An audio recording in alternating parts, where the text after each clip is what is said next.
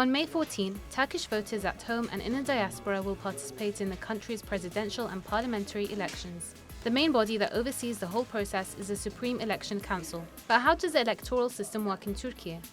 Since the 1960s, the main responsibility of the council has been to ensure that the elections take place under fair, transparent, and equal conditions. When the election calendar is set, candidates for both presidential and parliamentary elections are evaluated. Once approved, campaigning begins. Now on to the voting process.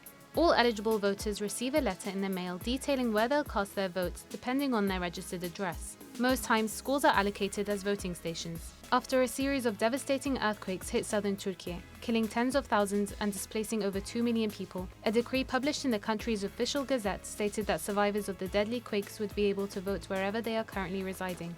A ballot box committee is established for each ballot. These consist of 6 people, 1 civil servant, 1 supervisor, and 4 representatives from each main party. This committee monitors the voting procedures and makes sure that everything runs smoothly.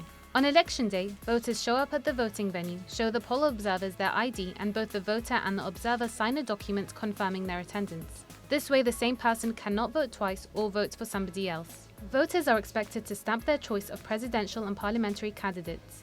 Envelopes are then sealed and placed inside a clear ballot box sitting in front of the observers. 9 hours later, the counting begins. The ballot box committee counts and records the number of used and unused ballots. Invalid votes are recorded and then discarded. All valid votes are tallied, then put in a sack which is sealed and sent with a supervisor and police escort to the head of the district's election council. The tallies are checked and added to a system called the seçsis. This is where media and political parties can access the unofficial results.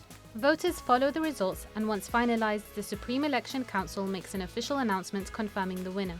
If any disagreements arise regarding the vote count, candidates and their deputies can object to the result and take it up with Turkey's election councils in the following order. They look into the case and announce a final verdict.